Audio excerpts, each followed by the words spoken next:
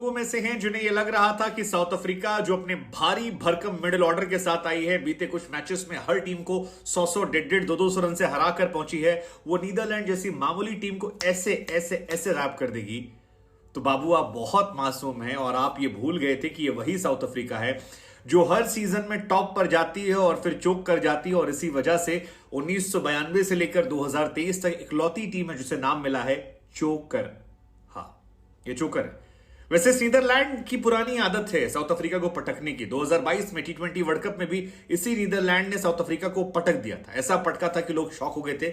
लेकिन इस बार की साउथ अफ्रीका, जिसमें क्लासन है, वान डर डूसन है, बुआमा है, क्विंटन डिकॉक है, डेविड मिलर है, क्लासन है, उस पर लग नहीं रहा था लोगों की ये पलट पाएंगे। लेकिन आज ये काम किया विभीषण ने। आप कहेंगे यार विभीषण कहां से आ गया? विभीषण का मतलब है घर का भेदी लंका ढाए। घर का भेदी कौन? वान डर मर्वे, एक 38 साल का साउथ अफ्रीकन जिसने साउथ अफ्रीका के लिए खेला, एक जमाने में आईपीएल में आरसीबी और दिल्ली कैपिटल के लिए खेला, जिसे बाद में डेयर डेविल बना दिया गया।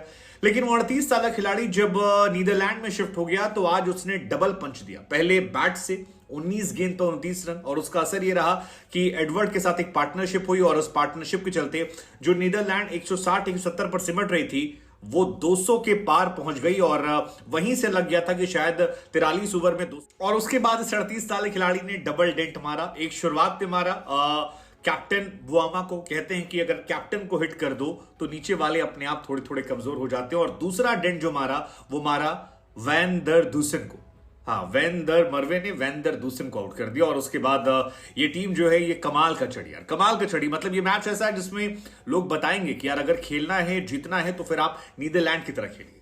वैसे प्री मैच भी हमने ये बात आपसे कह दी थी कि अगर नीदरलैंड यहां पहुंची है तो आप उसे अंडर एस्टिमेट मत कीजिए, क्योंकि साउथ अफ्रीका के सामने आज उसने जीत दर्ज की है। लेकिन वेस्ट इंडीज और जिम्बाब्वे जैसी टीमों को वो हरा कर पहुंचे हैं और कई मैचेस में अच्छी शुरुआत ली उन्होंने दिखाया है कि उनमें पोटेंशियल है। और जब पोटेंशियल एक साथ निकल कर आया, जब वो पर्ची निकल कर आ रही थी नीदरलैंड के प्लेयर्स को, सो उस पर्ची का मैजिक जो है वो नजर आया। एक दो लूज चांसेस जो हैं वो दिखाई पड़े, लेकिन उसके बाद फिर वो कवर करते गए। और उसका असर ये रहा कि पहले बल्लेबाजी में एक मोमेंटम शिफ्ट हुआ। एक्चुअली मुझे लगता है वहीं से साउथ अफ्रीका के हारने की बात शुरू हो गई थी, जब आप 140 रन पर 7 विकेट होते हैं और लगता है कि मैच चला गया, और उसके बाद आप 245 तक पहुंच जाते हैं, 9 ओवर में 104 मार देते हैं। सो वहां से एक प्रेशर जो है वो रिलीज हो जाता है। वहां से आप आपको जीत की याद दिख जाती है। और कई बार जब इंसान को एक लक्ष्य दिख जाता है तो वो इंसान सारे हदों को पार कर जाता है। और मुझे लगता है वही नीदरलैंड से आज हुआ। नीदरलैंड ने कैप्टन एडवर्ड ने एक पारी की शुरुआत करी, आर्यन दत्त ने सपोर्ट किया और उसके बाद बाकी काम। वैसे अब तक साउथ अफ्रीका को आदत हो गई होगी छोटी टीमों से हारने की। मतलब हर वर्ल्ड कप में ऐसा होता है कि वो बड़ी टीमों से तो हारते ही हारते हैं, छोटी टीम से भी हार जाते हैं। अब देखिए, साल 1999 में जिम्बाब्वे के साथ उनका मैच था और वहां पर वो चोक कर गए थे। 48 रनों से साउथ अफ्रीका हारा था। फिर बांग्लादेश ने उन्हें 2007 वर्ल्ड कप में हराया था। हालांकि उस साल तो उन्होंने इंडिया को भी हराया था, लेकिन बांग्लादेश ने ही उन्हें 2019 वर्ल्ड कप में भी हराया था और तब भी वो एक ठीक ठाक टीम लग रहे थे।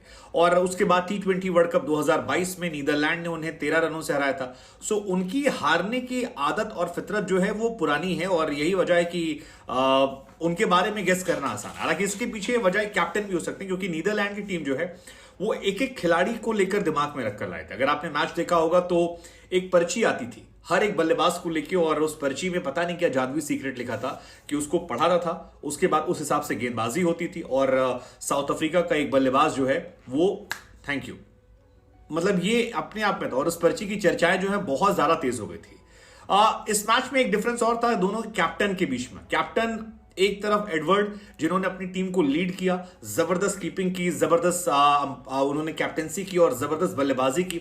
तो वहीं बुआमा जो हैं वो एक बहुत ही ऑर्डिनरी कैप्टन नजर आ रहे थे। और 8 रन श्रीलंका के खिलाफ, 35 रन ऑस्ट्रेलिया के खिलाफ और 16 रन नीदरलैंड के खिलाफ। और यही वजह है कि उनकी टीम जो है वो संघर्ष करते करते करते गायब हो गई।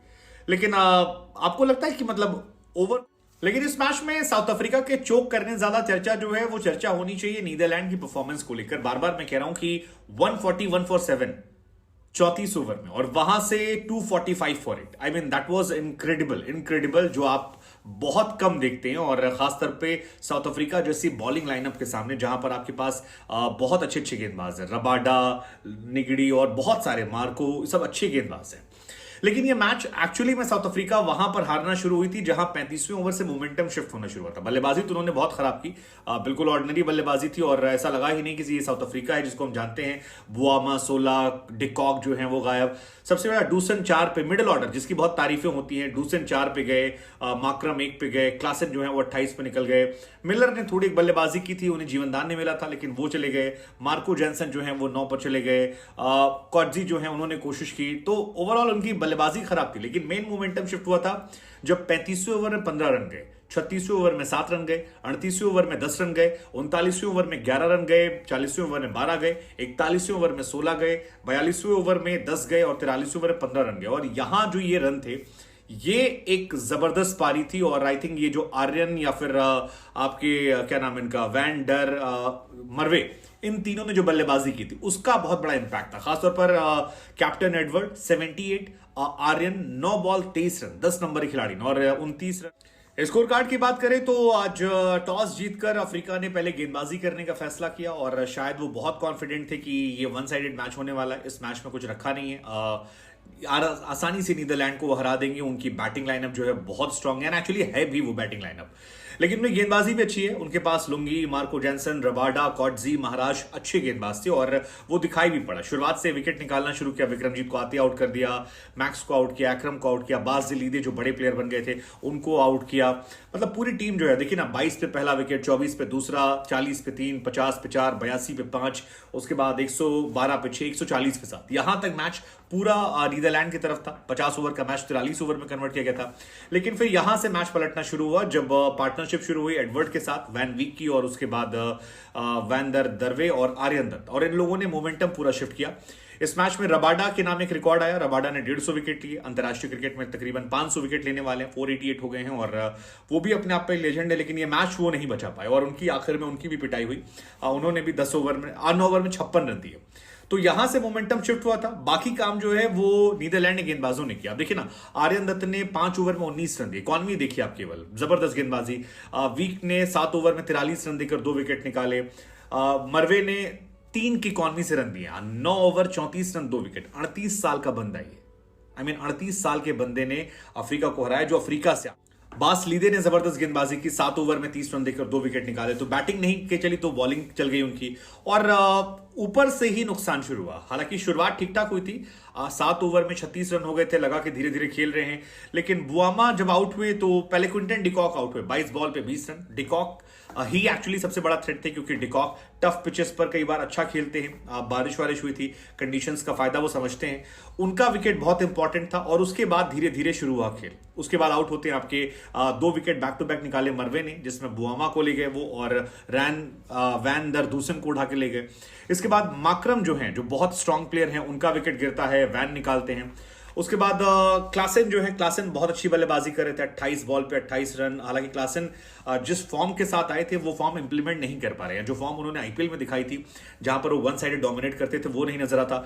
डेविड मिलर को मौके मिले, उन्होंने अच्छी बल्लेबाजी भी की, 43 रन बनाए 52 गेंदों पर, 4 चौके 1 छक्का, लेकिन वो काफी नहीं था। और मार्को जेनसन उसके बाद आउट हुए और धीरे धीरे इनकी टीम जो है वो खिसकती चली गई और विकेट दर विकेट गिरते गए। लेकिन आप इस मैच में आप इंस्पायर होते हैं। बार बार मैं कह रहा हूं कि वैन दर मरवे से मुझे लगता है मैन ऑफ द मैच भी जाएंगे, क्योंकि 2 विकेट निकालना और रन बनाना इंपॉर्टेंट नॉक, वो जबरदस्त थी। आर्यन भी मुझे काफी इंस्पायरिंग लगे क्योंकि 5 ओवर में शुरुआत में 19 रन देना